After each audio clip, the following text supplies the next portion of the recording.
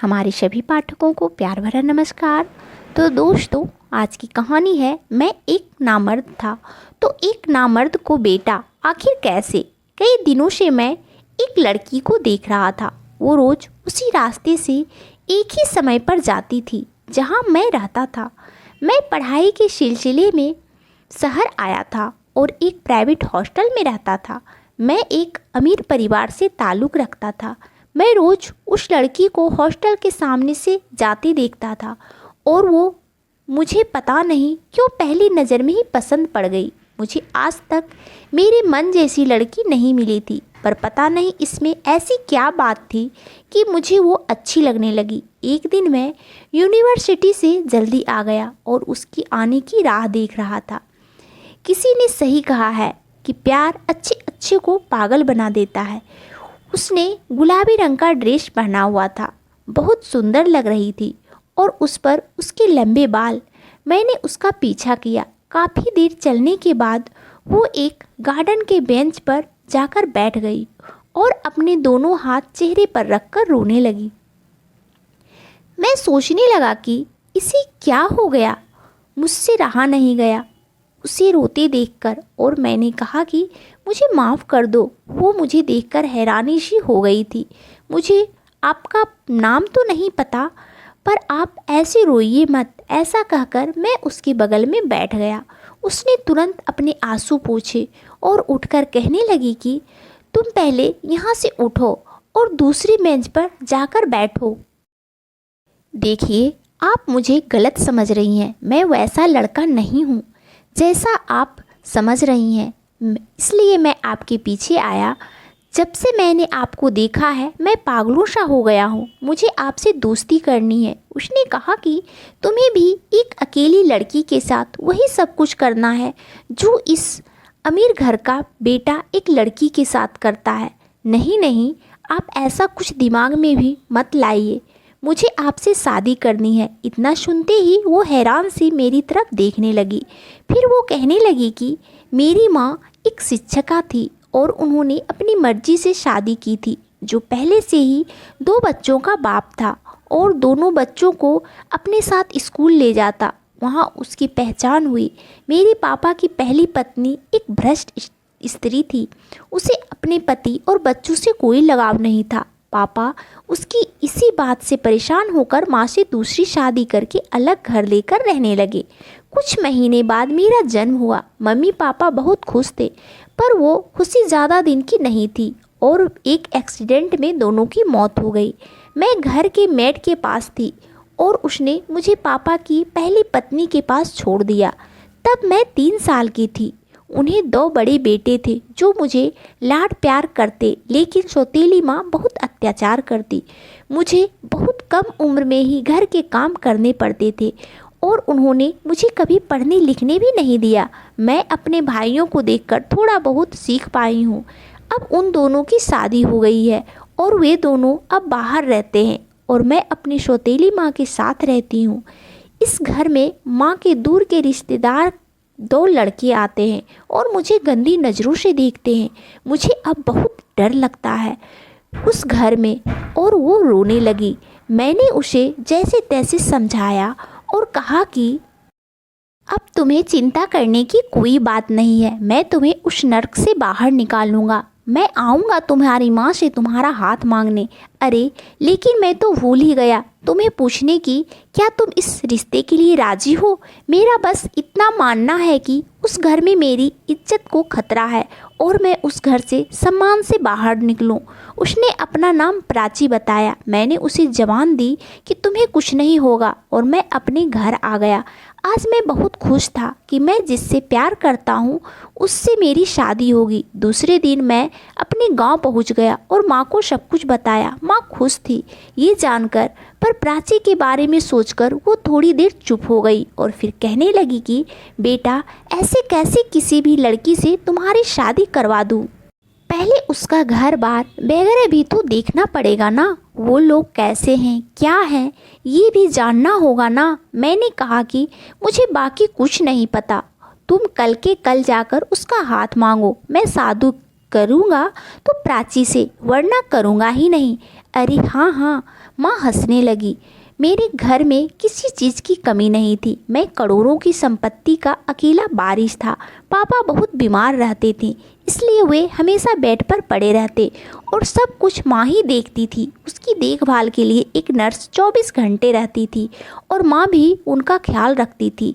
मैं और माँ प्राची के घर गए उसका हाथ मांगने। उसकी माँ ने हमारा स्टेटस देखकर तुरंत रिश्ते के लिए हाँ कह दी और साफ साफ कह दिया कि हमारे घर देने के लिए कुछ नहीं है। दोनों परिवार इस रिश्ते के लिए राजी हो गए और हमारी शादी हो गई। आज मैं बहुत खुश था। मेरा अपना आखिरकार सच हुआ। प्राची मेरे बेडरूम में दुल्हन बनकर बैठी हुई थी। मुझे ये भी तभी पता चला कि प्राची को डायरी लिखने की आदत है और उसने उस डायरी में हमारी मुलाकात के बारे में भी लिखा था। उसने उसमें पहले दिन से हमारी शादी होने तक सब कुछ लिखा था। आज वो भी बहुत खुश लग रही थी। मेरे पापा भी इस शादी से संतुष्ट थे। मुझे अपनी पढ़ाई भी पूरी करनी थी, इसलिए शादी के 15 दिन बाद मैं शहर वापस आ गया, लेकिन प्राची से वादा किया कि जल्द ही उसे अपने साथ ले आऊँगा, क्योंकि मैं भी उसके बिना नहीं रह सकता। मेरे निकलते प्राची की आंखों में आंसू थे जो मुझसे बर्दाश्त नहीं हो रहे थे। मैंने शहर आकर एक एजेंट से मिलकर एक अच्छा बड़ा घर ढूंढ लिया और प्राची को ले जाने के लिए गांव पहुंचा। लेकिन जैसे ही मैं हवेली पहुंचा, सामने का दृश्य देखकर मेरे पैरों तले जमीन खिसक गई। माँ जोर जोर से रो रही थी। क्या हुआ माँ, क्यों ऐसे रो रही हो? प्राची कहाँ है? तुम्हारी पत्नी ने सब कुछ बर्बाद कर दिया, हमें मुंह दिखाने लायक नहीं छोड़ा। ये क्या कह रही हो तुम? मैं सभी जगह प्राची को ढूंढ रहा था, पर वो मुझे कहीं दिखाई नहीं दे रही थी। मैंने अपने कमरे में जाकर देखा तो कमरे का सामान फैला पड़ा था और अलमारी में से जेवर गायब थे। अब मेरा ही सिर चकराने लगा था और मैं बेहोश होकर गिर गया। आँख खुली तो मैं अस्पताल में था और जब सब कुछ याद आया तो मैं ज़ोर ज़ोर से रोने लगा। डॉक्टर ने मुझे फिर से नींद का इंजेक्शन दिया। मैं करीब 1 हफ्ते अस्पताल में था। जब डिस्चार्ज होकर मैं घर आया तो मन में बस यही ख्याल आ रहा था कि अपना कुछ अच्छा बुरा कर लूँ। मैं ऐसे आराम में जीने वाला लड़का कभी किसी लड़की लड़ाई झगड़े में नहीं पड़ा। प्राची मुझे फंसाकर हमारे घर के सारे चीज जेवरात लेकर अपने प्रेमी के साथ भाग गई थी। माँ ने जब से सब बताया तो मुझे समझ ही नहीं आ रहा था कि अब आगे क्या।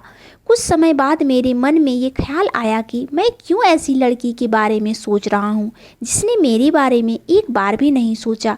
अब मैं अपने माँ बाप के लिए जीऊँगा, उनका ख्याल रखूँगा। प्राची गए 1 साल बीत गया। मैंने उसे बहुत ढूंढने की कोशिश की पर कोई फ़ायदा नहीं हुआ।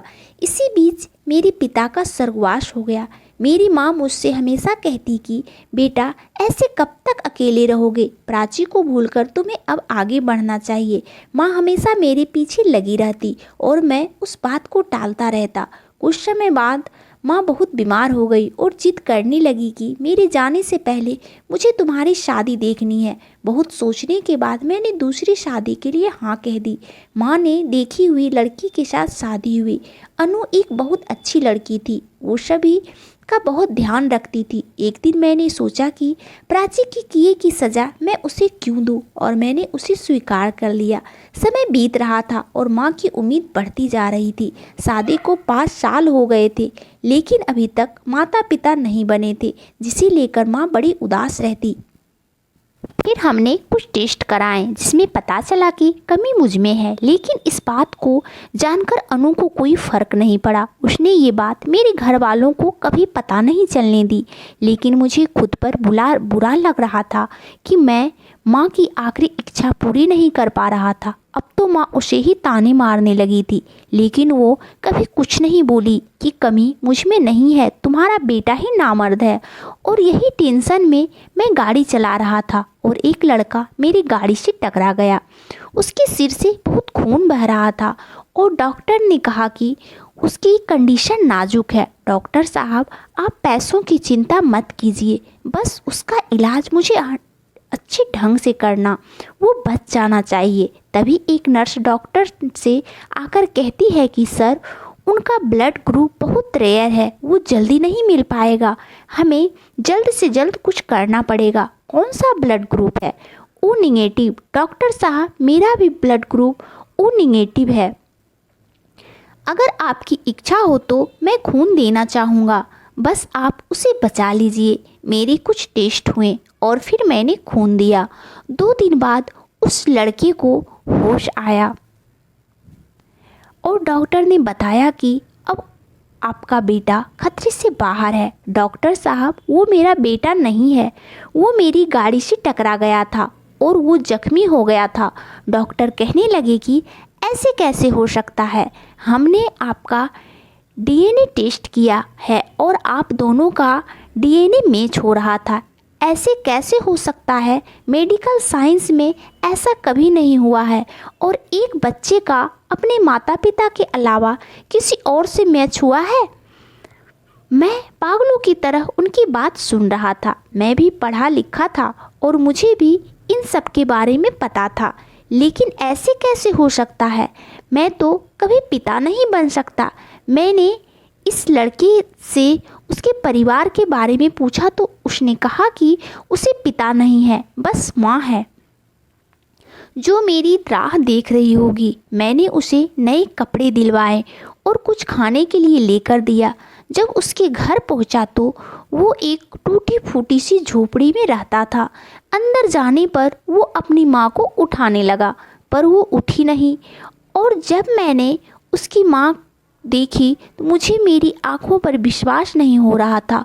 वो प्राची थी। अपने बेटी की राह देखते देखते उसने प्राण त्याग दिए थे शायद। वो लड़का अपनी माँ से लिपट कर रोने लगा। मेरी आँख से भी आंसू बहने लगे। तभी मेरी नज़र एक किताब पर पड़ी जिसमें उसमें जो कुछ लिखा था उससे मुझे यकीन हो गया कि हर्षित मेरा ही बेटा है। मेरी प्राची ने कितना दुख सहन किया होगा। मेरी माँ प्राची के साथ ऐसा व्यवहार करेगी मैंने कभी सोचा भी नहीं था। माँ मुझसे बहुत प्यार करती थी, लेकिन वो प्राची को बिल्कुल भी पसंद नहीं करती थी। मेरे शहर जाने के बाद माँ ने उस पर बहुत अत्याचार किया और कुछ गुंडों की मदद से उसे घर से भगा दिया। घर से निकलने के बाद प्राची रास्ते पर भटकते भटकते अपनी सौतेली माँ के पास पहुँची, लेकिन उसने भी उसे सहारा नहीं दिया। एक दिन तक ऐसे भटकते एक बूढ़े आदमी को उस पर दया आ गई और उसने अपनी झोपड़ी में पनाह दी। कुछ दिनों बाद प्राची ने एक बेटे को जन्म दिया। उसने उस डायरी में हर्षित के जन्म तारीख भी लिखी थी। उसने बहुत ही कठिनाई से उसका पालन पोषण किया था और जब वो 2-3 दिन घर नहीं आया और उसे ढूंढ ढूंढ कर वो थक गई और ये दुनिया छोड़कर चली गई। उसकी हालत उसकी बेगुनाही साबित कर रहा था। अब मुझे अपने आप पापों का प्रायश्चित करना था और अपने बेटे को अभी ज़िंदगी देनी थी। जब मैं घर आया तो अनु से सच सच बताने के लिए कहा। तब उसने बताया कि ये सब मैंने तुम्हारी माँ से बचने के लिए किया। कमी आप में नहीं मुझ में है, और अगर ये बात आपकी माँ को पता चल जाती तो मेरे साथ भी वही होता जो प्राची के साथ हुआ। और वो मेरे पैर पकड़कर मुझसे माफ़ी मांगने लगी। माँ बगल में खड़े होकर सब कुछ सुन रही थी। जब मैंने माँ से पूछा तो माँ कहने लगी कि प्राची मुझे पहले दिन ही पसंद नहीं थी, पर तुम्हारी जिद के कारण मुझे हाँ करनी पड़ी। लेकिन मुझे ये नहीं लगा था कि उसके साथ इतना कुछ होगा। मुझे माफ़ कर दो बेटा। और उन दोनों ने हर्षित को अपने गले से लगा लिया। मैंने उन दोनों को माफ़ तो कर दिया, पर शायद अपने आप को कभी ना माफ़ कर पाऊँ और शायद कभी प्राची को भूल ना पाऊँ। तो दोस्तों, ये कहानी आपको कैसी लगी हमें कमेंट करके ज़रूर बताइएगा, और कहानी अच्छी लगे तो इस कहानी को लाइक और चैनल को सब्सक्राइब ज़रूर से ज़रूर कर दीजिएगा। और आप सब अपने जीवन में खुश रहें, यही भगवान से प्रार्थना है। आप सबका दिन शुभ हो, मंगलमय हो। धन्यवाद दोस्तों, मिलती हूँ एक और नई कहानी के साथ।